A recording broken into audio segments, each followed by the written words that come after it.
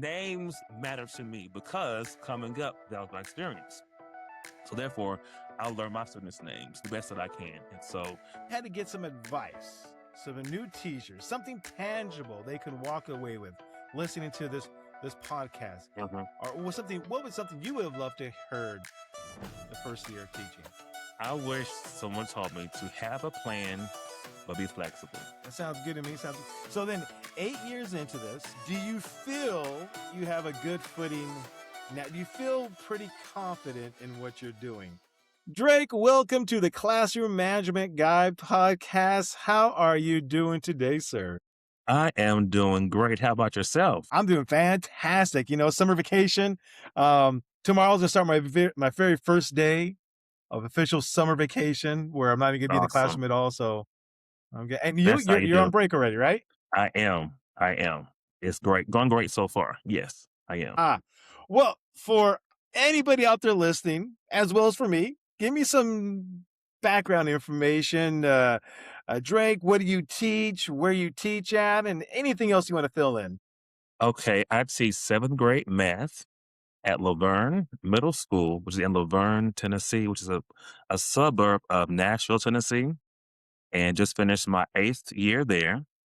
I've only ever taught there, only ever taught 7th grade math, and enjoy it there. Very diverse,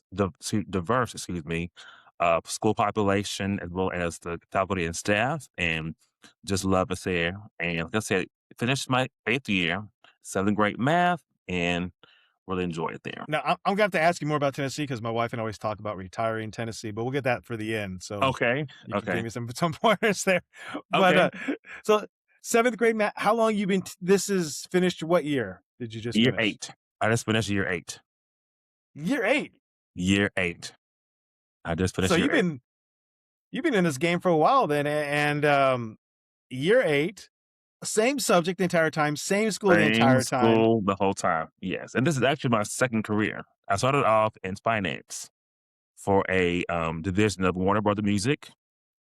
So I was there in finance, and then that division got bought out, and I had to make a decision about what to do. And so I had my teaching license and everything done, practice done, all that done. And so I just thought, why not? It's a great time to go into that field of becoming a teacher. So. Now, finance for the company, meaning like what exactly was that? Because I love the numbers. Sure, it was actually more like baby collections, really collections for the Christian bookstore side of it, and so the record labels, but more importantly, like the Christian bookstores, the collections of that part. Dealing with, they make payments and call for payments, that sort of thing. All right. That sounds good to me. So then 8 years into this, do you feel you have a good footing now? Do you feel pretty confident in what you're doing? I do. I feel confident. The first 5 years, not so much. Just trying to figure out what is my style, try and get advice from others. But I feel pretty confident now. I do. And the thing is, truthfully, first 5 years, it was like, okay, this is really for me. Can I do this? A lot of kind of imposter syndrome, I guess you could say. Wasn't quite sure if this is for me, if I could do it my way, because I would research and go online and ask, colleagues and friends, things like this, and we'll get all different, great feedback and response, but it wasn't really my way, my style. So it took maybe about 5 years or so to really get that together. Yeah, see, same thing. And yeah, I'm sure you all heard me say this before, that my first years were horrible. It took me a long time to get my footing down. And I always go back to this, and I feel like a broken record saying this, that 44% of teachers never make it to year 6. They quit before years, 6. That's why half the teachers never make it. Yeah, right? Mm-hmm, I believe it. Yeah. And for me, what was different about me is my first year was 2018, 2019. And so the very next year was when COVID came. So I've had, of course, more time teaching post-COVID than before COVID. So I only had one full school year before COVID. And then my second year the first semester was a typical school year. Then the second year, the whole world shut down. So that's a different thing too. And I've kind of seen the changes of students, even from that 1 year until after COVID, how that has impacted things too, I think, as well. I don't have can't really prove that, but just from my experiences and what I've seen. I agree. Here's a here's a question I have for you is, my best year doing 20 something years, my best year in teaching was that first year back after COVID. Now, I thought it'd be the worst year Mhm. because kids are gone and it coming back. Was your experience pretty good the first year after COVID, or was it kinda rough? It was kinda rough because at our district, we had what's called, dual learning.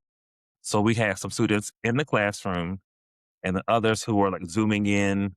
So that was a challenge, I'll say, a challenge. It was, looking back, not the most ideal. Even our director of schools apologized to us. "I'm so sorry I made y'all go through that." But so, it was new for everybody trying to figure out what's gonna work, what's not gonna work. So looking back, that wasn't the best, I think, way to implement that, but we made it through. So answer your question, probably not the best after COVID, but definitely I learned a lot about technology, about myself, about how to teach in different, because it was, looking back, that was really interesting to teach students right there in my class with me and others um, through Zoom online.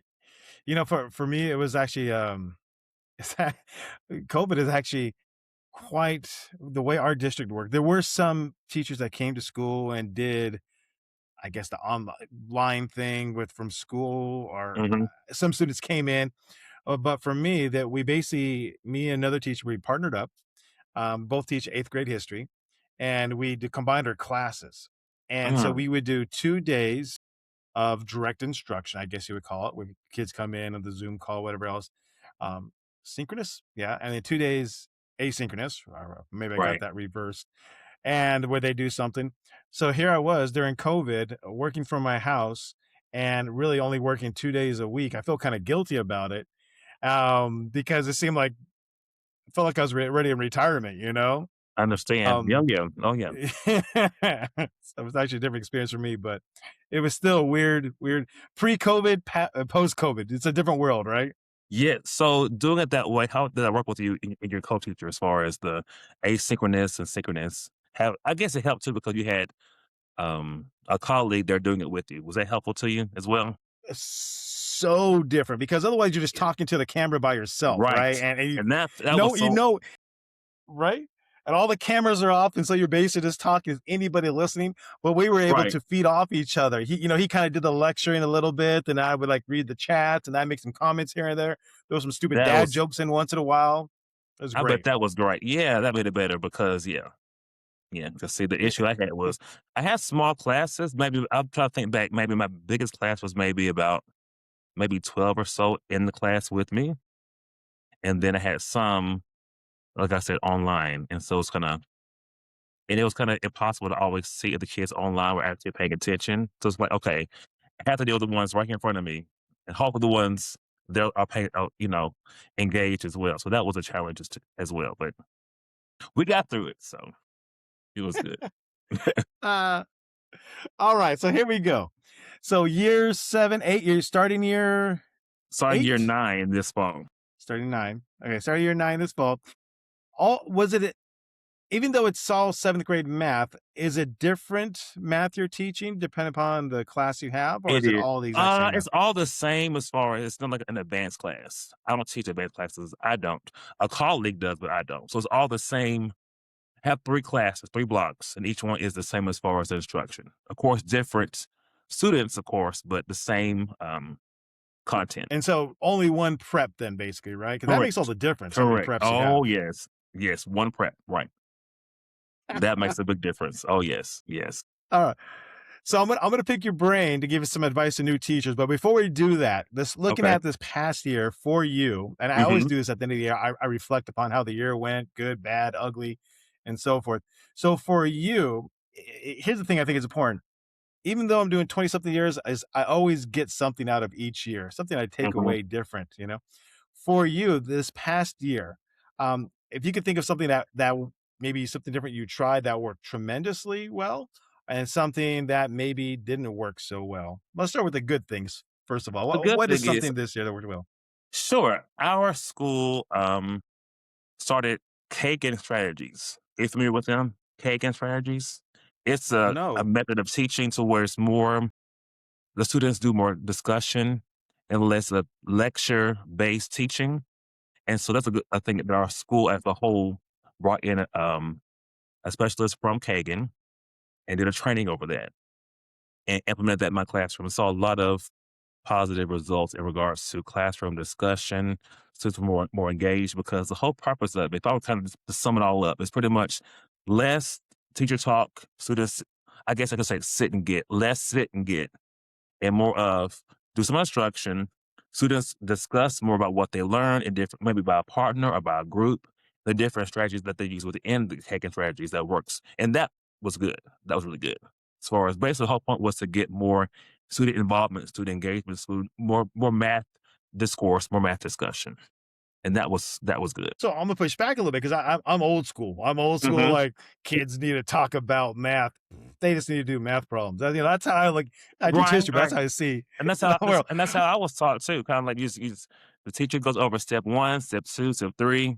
Okay, as long as you get the steps, you got it. Practice about 20, 40 problems, you're good. But that's not the way we're doing now. So That's not. And so then here's the question: then, did you actually definitely got a lot more discussion, but did you mhm. see results in the test scores? Did see some. And the thing is, as you know, with any student, it has to do with skill versus will. There's some students who, of course, are going to give you their best. Others who need a little more encouragement and support. But to answer your question, I will say yes. And I saw a lot more. Because the thing as a math teacher, you hear a lot of times, I just don't get math or I just can't get math. Even when you have the parent teacher conferences, the parents come in, well, I don't get math so much, I won't get math. And I'm like, no, please don't say that because you're making it harder for me. Because a lot of times, my generation and before that, even after, math was hard because of how it was taught to you. And so if it's taught to you one way, you don't get that one way. Of course, it's going to be hard for you and challenge for you. But if you're kind of shown different methods, different ways to do it, that can give you you feel more of a way in to understand the content. And so, yeah, dealing with that is, I'm kind of going a different direction here, but a lot of it has to do with math confidence. So a lot of what I try to do with students is to build math confidence to say, okay, will it be hard? Yes. Is it impossible? No. Will it take some work? Yes. Can you get it? Yes. Will I give you all the answers? No. But one of my main things is to teach math confidence to where students are able to know they can do it with effort and work, what they can do. And I think I missed your whole question, but that's kind of No, no, that's perfect. what I So, was thinking. it's interesting. So what you're talking is a big portion of it is the mindset. Is Absolutely. the Oh yeah. Hmm. And okay, it's all funny right. because you can see, and I'm sure with your content is different, but as a math teacher over the years I've seen, you can see a student's whole countenance change when they come to my class because a different type of thinking, and some of them they come in with the wall up. And so I said at the time, listen, I cannot help you if you come with the wall. And so for me, I like math because math is very, very, yeah, it's right or wrong, right or wrong. Yes. It's not so much interpretation of what do you feel, how you think about this. Either the answer is for or it's not for. And I appreciate that because I was the kind of student that always wanted to know what is the answer? How do I do it? What's the answer? That was me. And so even as I teach, we're taught to not always teach that way, to kind of leave students kind of thinking and discovery, that sort of thing. So that's kind of been new for me as far as teaching, as opposed to being a student, being on this end of it. But I would say that's the main thing. Like you said, the mindset. That's a life skill, but definitely in the classroom when it comes to math. Um, Being open to understanding. Also, being middle school, this is a seventh grade middle school. Students are afraid, terrified to get something wrong because of the peer pressure and looking stupid, looking dumb. And I purposely make mistakes in my class on purpose. I do it on purpose to make sure, listen, I make mistakes, you make mistakes too. Mistakes do not mean that you're slow, dumb, stupid. It means you're learning. And think about this. No one comes to school knowing everything. I don't know everything. So give yourself some grace, give yourself some understanding to be open to make a mistake. But of course, in these adolescent years, about peer pressure is so important and how students are peers their peers. So it's a challenge to kind of work through that. So mindset's important, and to help them Oh yeah. with their mindset, you're sharing Hmm. them with your mindset. Absolutely. Your And my failures okay. because even for example, with this being my second career, I took the praxis exam, of course, which is the test to get the certification to teach. And so I think I had to take about maybe 4 or 5 exams, which were not free, as you know. They're not free. The first three I did fine, passed the first time. But this I forgot what it was one of the practice exams. I took it the first time. I failed by like 5 points. Second practice, listen, I at the computer screen almost I could have cried. Second time, I failed by 1 point. One now again, these are not free tests. They're not free tests. Okay. So I failed by 1 point. I could have cried at that desk, at that table computer. The third time I passed it. And so I also share Uh, this with my students as well that, perseverance, if you want something bad enough, you'll go for it, you'll work for it, you'll make it happen. And so even as your math teacher, I failed tests to become a math teacher. So the that's life good. lesson is if at first you don't succeed, try again. Yeah. Same story. Tell me what the lesson is. I originally was gonna be a math teacher, took the Really? test the first time. Yep, took because I've always heard if you want a teaching job, get a That's math one. Math right. teacher, right? It's all right. So I need a teaching job. I got a family. I can teach. And so took the math test first time, failed. Second time, failed. Third time, failed. I said, you know what? Let me just take the history one. I passed Uh-huh. that one, so I became a history teacher, I right? get So, it. I get it. I get it. I get it. I get it. Yeah. oh man. All right. So now looking back, so speaking to the new teacher out there, the new Mhm. teacher out there, and I'm constantly thinking about this. Um, as teachers, we have to take concepts and break them down for students to understand. For new teachers, once again, 44% never make it to year 6. The and we all talk about routines, procedures, classroom management, and all that. But how do we break that down for new teachers to actually understand it, actually just really incorporate it? Um, so if you had to get some advice, so the new teachers, something tangible they can walk away with listening to this podcast, Mhm. or what was something you would have loved to heard the first year of teaching? I wish someone taught me to have a plan, but be flexible. Meaning when it comes to your content, your structure, your procedures, all that should be, in place as far as your classroom procedures, expectations, all of that should be in place. But when it comes to your content, you had this wonderfully planned out lesson with the wonderful opening and then the middle, then the exit, ticket and closure, all that fantastic. But let's say you're halfway through the class doesn't get it, or the fire alarm goes off, or someone gets sick, or something happens. So my thing is, no one told me all that. So I'm thinking, okay, my first year I will prepare. I'm gonna have this lesson. I'm gonna do this. Have at that time it was 45-minute blocks or periods, excuse me. So I'm gonna do this for 45 minutes. I'm gonna do my attendance and do this. I had it all mapped out. Well, then things would happen. An announcement over the intercom will come over, or you get a phone call, or someone will get sick, or somebody had to be called out, or a fire alarm. So I would say have a plan, but plan for it to not work. Meaning, be flexible. Be flexible, and this. And I would tell new teachers, it is okay if you don't teach everything in a time you plan. It is okay. All right. So I wish someone So, would have taught me to be flexible. okay. So routines, procedure, of course, we got to have those. But Yes, when it comes to lesson planning, uh, prepare for being unprepared. Prepare for the the unexpected. inevitable, the Yeah. unexpected, right? Yeah, because You're someone right. will It call or get an announcement over intercom. Hey, everybody, check your email right now. What? I'm like, so just different things happen. check the email. You don't I know expect. that. Check. Hey, everybody. Right, all right, sorry, teachers, check your email right now. But I'm like, but I have this timed out to a certain. I'm like, right now, right now. So that's just, and nothing against the administration, nothing like that. It's just the point being, things happen. I remember very clearly one time, first year, I was teaching. Ding! What is going fire alarm goes off. So I'm like, okay, all right. This is part of it. Or a different code was called to practice this, or maybe something happened with a medical, something medical went off. So all I just say is new teachers have a plan. It is okay if it doesn't go as you plan because it's important to plan. That is so very important. Have a plan, but understand that it will not. It won't. I'll say it this way: it probably won't go as you plan, as you have it a plan, as you plan. Excuse me. You probably won't go that way, and that is okay. That's okay.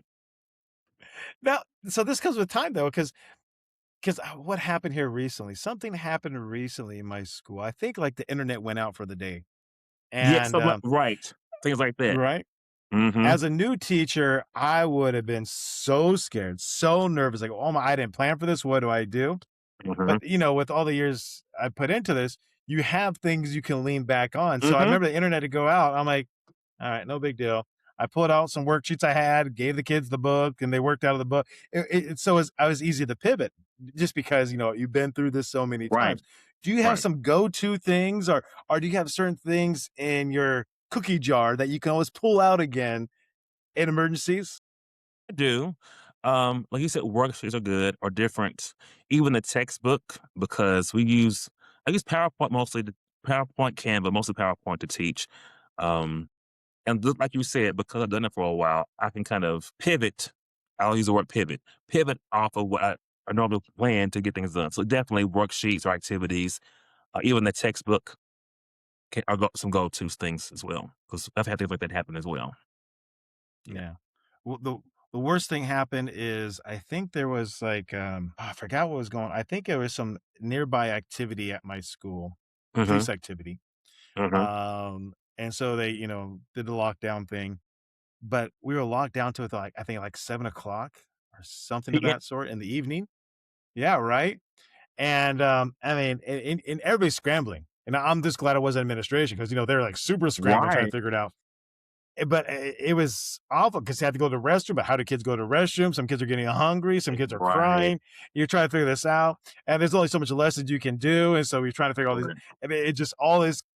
You're trying to do what you can to pick up the pieces as you're Mhm, going mhm, along, mhm, but things are going to happen, like you said, they're going to happen. and it's Man, okay, and you'll make it through, it's okay. It's it's okay, okay. you'll make it through. Uh, Now, I remember we not so long ago, we were talking, and you mentioned something about getting an award or your students' test scores or Oh, yeah, something. yeah. Fill me in and on that again. What Sure, exactly so was that again? right, so last school year, 2024-25, for our based upon our student test state test results, we get graded on that. It's a combination of our teacher observations and our student test results.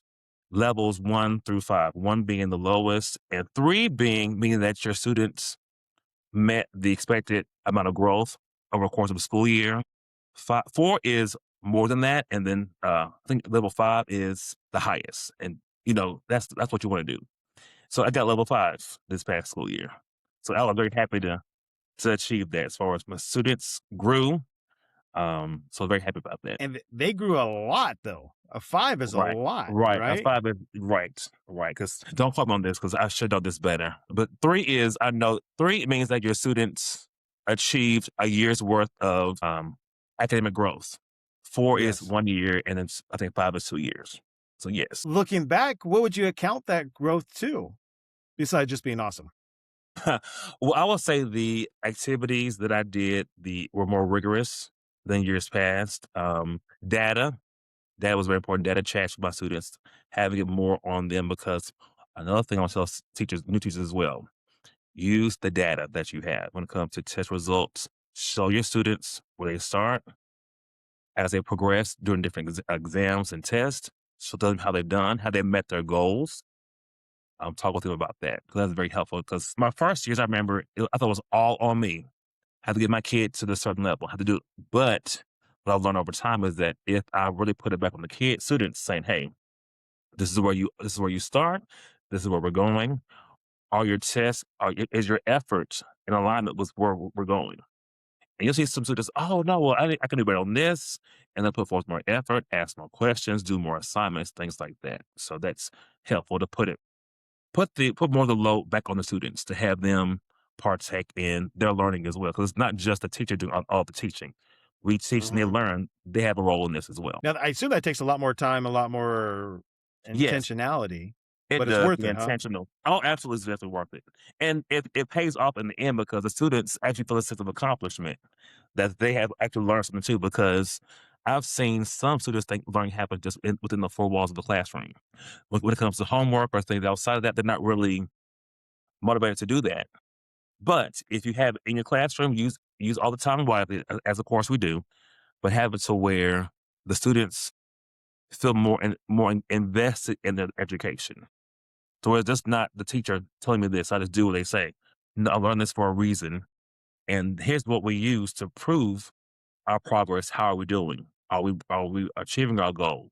Is there more we can do? And that sort of thing. Great. That's great. I mean, we kinda do that for ourselves, right? Like Yes. the everyday deer, Oh, I yes. reflect upon how I'm doing, and so Right. it's a good skill to have.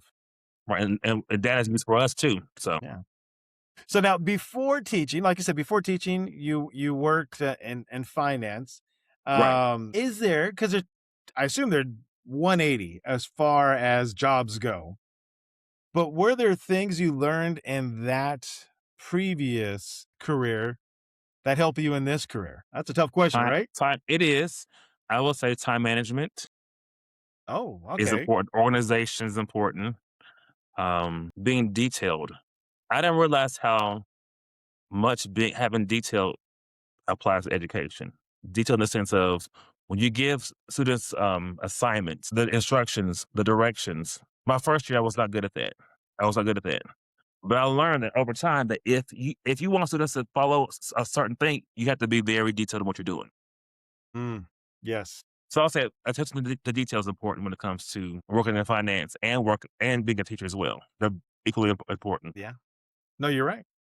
Detail. You're right because I think about, like, when I create my slides or my PowerPoints, like, for directions, I Hmm. think to myself, and I always say this, is if I couldn't speak, if I couldn't talk, could I convey exactly what I need students to do Hmm. in that one That's a good way to slide, do it. right? That's a good Yeah, way to look at it. and there actually was a time where I couldn't speak. I forgot what it was, but, like, a few days I couldn't speak, and luckily those slides It carried me all the came way through. through. It's like, "Oh, Yeah. thank you." Yeah. Yeah. It came through.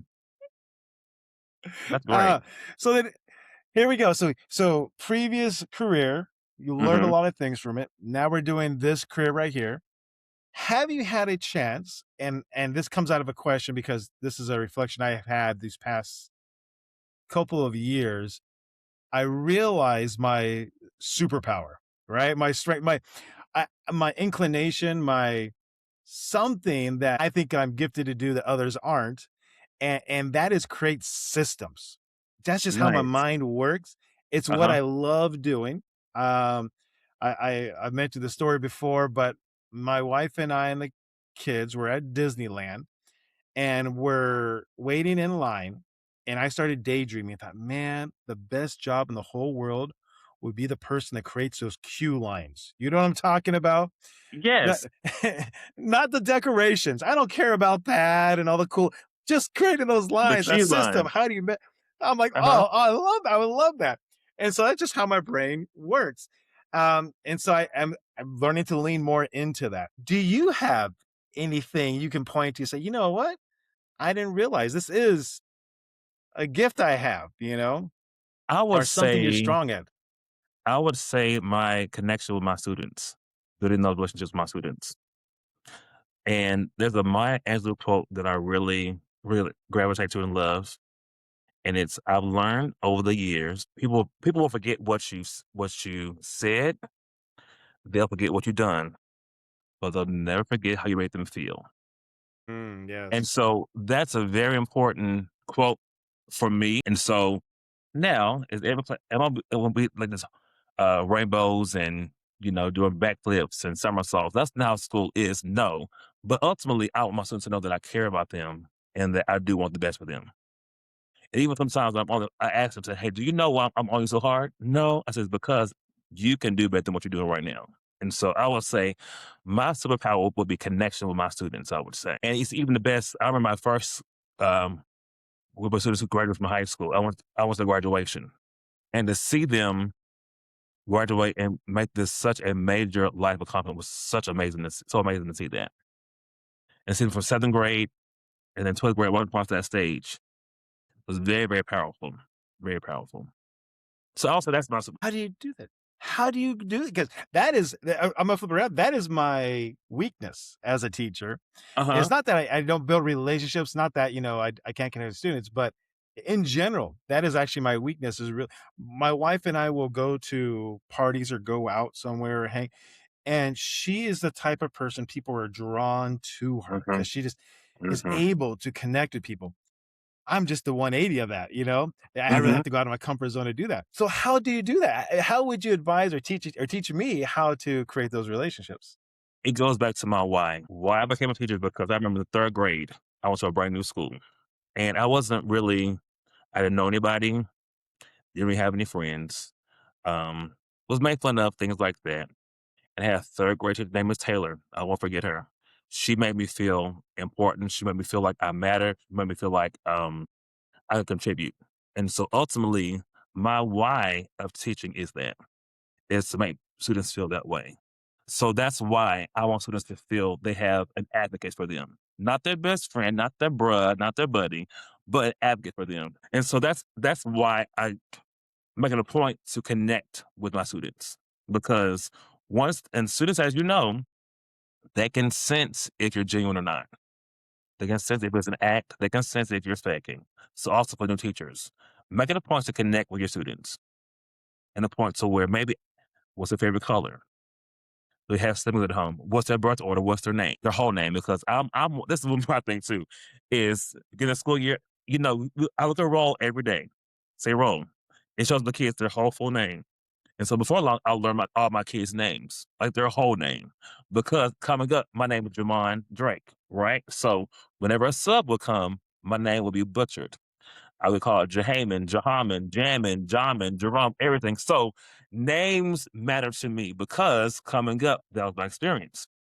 So therefore, I'll learn my students' names the best that I can. And so that's the connection I have with them too, as far as their name, ask them, remember their birth order, favorite color, video games, things like that. It's not even anything too deep, but just this kind of get to know them as a person. And also I show them kind of how I am as a person, things about me too. Yeah. Well, I'm gonna drill down this because I was talking with a gentleman. I don't know if you know him. His name is CJ Reynolds. He has his own YouTube channel Oh and everything else. yeah. Teach your Right? class Yeah. So off? there you go. So I did Yeah, an yeah. interview. Yeah, I did an interview with him. Or he was on this podcast, which is coming Oh, out in the future here. nice, Um, nice. but Okay.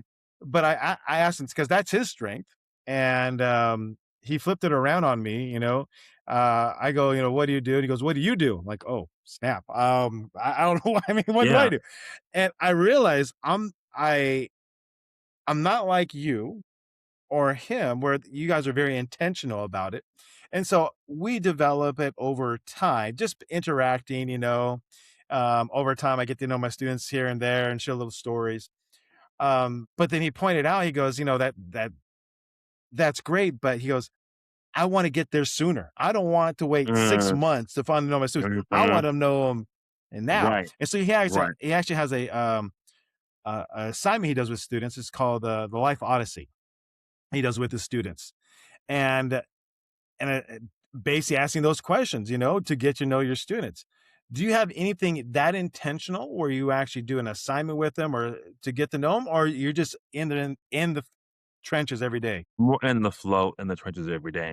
A lot of times, like during maybe a break in between classes in the hallway, things like that. And also, I'm thinking back, what I do too is each day walk our students to and from lunch. Okay, and so even if I don't know, I'll say hello to them. Just hey, how you doing?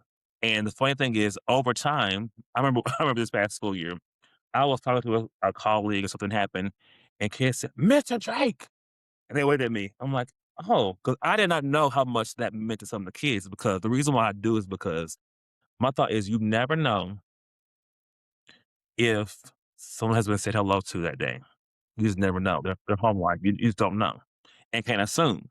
And so I'm making a point to this hello. How you doing? Hey, how are you? Pretty much I'm saying I see you. I see you. I see you. Even kids I don't even teach. And I have kids who come to me after the years, "Hey, Mr. Drake." And they must have I don't know their name. I don't know the name, but I'll say, "Hey, how's it going, man? How's it going? Good to see you." Things like that. "Hey, I'm so happy. What's up with you? How you doing in high school?" only because it starts from a hello. It starts from, so I would advise the teacher, it starts with a hello, a genuine hello. And you'll be surprised Genuine. if you say hello to students over time, what that will really, really the connection. Because like I said, even this past school year, we had different activities. It's called Hawk Fest, to where students can purchase a ticket, go outside, get hot dogs, inflatables, face painting, things like this. And some students who were on restriction lists, to where they had number of discipline referrals, things like this, or maybe missing assignments or bad grades, and they couldn't go to that. And so I stayed back and helped with that. And so some of the students that I had built a rapport with, why are you in here? Well, Mr. Drake, I said, no, no, no, no, no. Why are you in here? Well, my grade and this teacher and that. I said, no, mm-mm. Listen, think about middle school. Your grades are your effort. It does not reflect of your intelligence. It's your effort. So if you have D's and F's, unless you have a certain, different, family situation going on, that's probably going to be your lack of effort, lack of doing Mm. things. So because of my rapport with these students that I didn't even teach, I was able to say, okay, come on, man. Mm-mm. Sit down here, do this work right now. And had them to do it too. Only because it started with the hello, Mr. Bill. Hello, how are you? And over Mhm. time, yeah. But I'm telling you, I was so surprised this past school year that I won't forget that. I was walking through, I'm not thinking the kids were mad at them. It was when these kids were mad at me. You didn't say hello to me. I'm sorry. I'm sorry. I'm sorry. It won't happen again. And it didn't happen again. I made a point to say hello to them because I guess they felt seen by a teacher. Yes. They felt seen. And by one of the cool teachers too.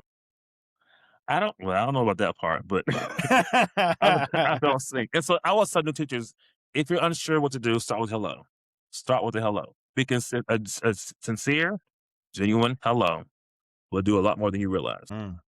Start with a hello.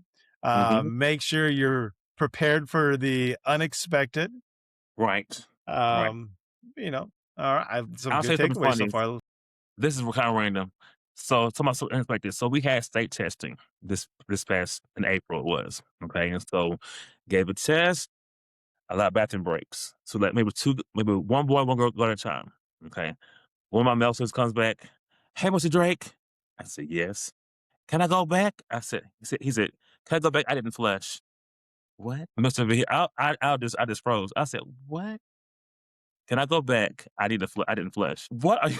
So that goes to your point as far as unexpected. And they say some of the funniest things, and sometimes at the most inappropriate time. But you know that Yeah, it's just I'm like, I cannot yeah. laugh, don't laugh, don't laugh, don't laugh. But there are never a dull moment. And that's sometimes I love about teaching is because you can plan all you want to. Like you're saying, Mhm. you may have sort of said the most right now, like what? What? Something else I Did a do too at the flush. end of the school year as far as to build rapport is I give out classroom awards. Oh, For example, yeah? like most improved or you tried it because we have some students who You tried it. they tried every rule. You tried it, or I had one this year called the 6-7 specialist.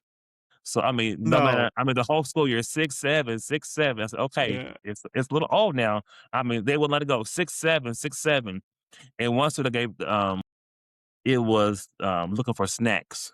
I felt the actual name of it Look had to do with she asked me for snacks every single day. "You got candy, you got snacks, you got candy, you got" so I make it a point to where that's what I see them too. Yeah, so that's great. That's great. And we're getting close here, but, two more questions, but the first one is sure. Tennessee. Yes. Tennessee, because once again, talking about how system oriented I am, and here's what I did. I got a map of the United States, and I said, Okay. "Okay, we want somewhere green." So that eliminates all the western part of United States for Right, the most part, right. right? All right. Uh-huh.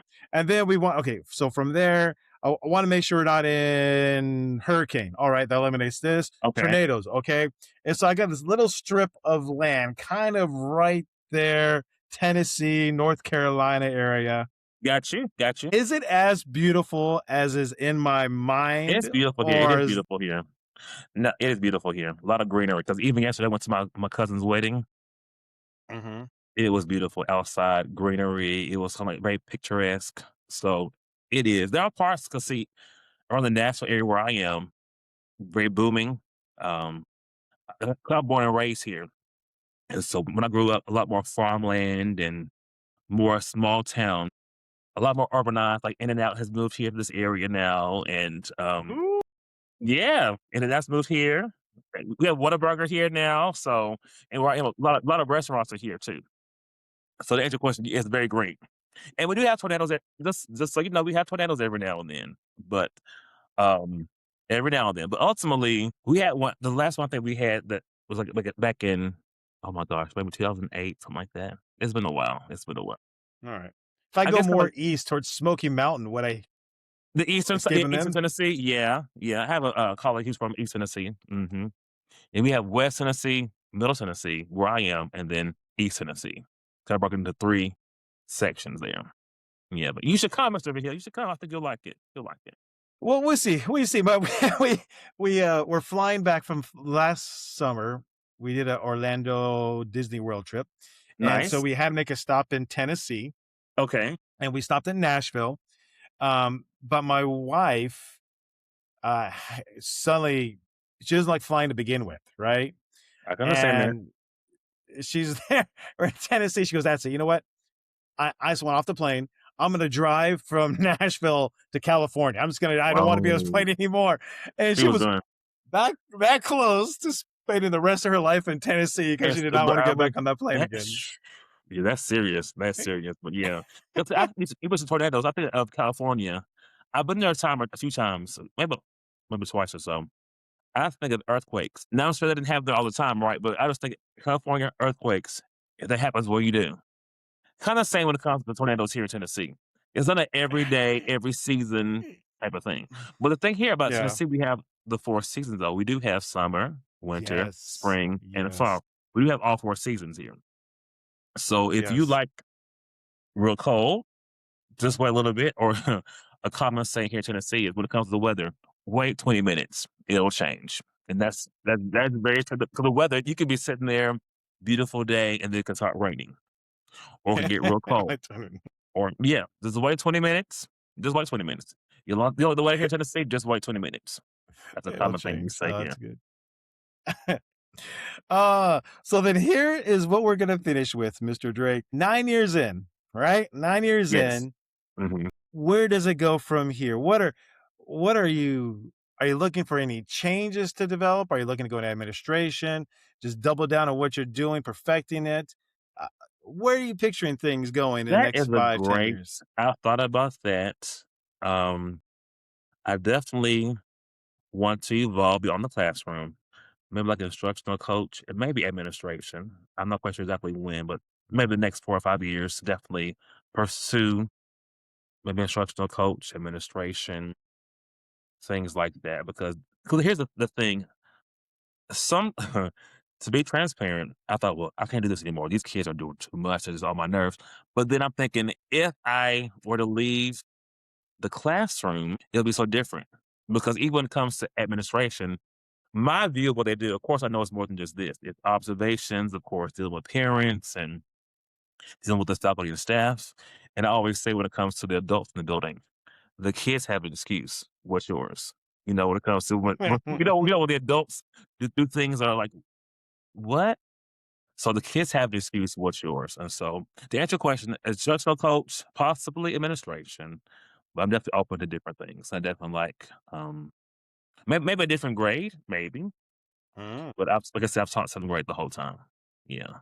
And so that's Well, what I'm I thinking about. whatever it is, I'm sure you'd be successful, and Well, I I appreciate that. yeah, and you're great to talk to. So you got Well, so thank much you. insight, and I can see why your kids love you.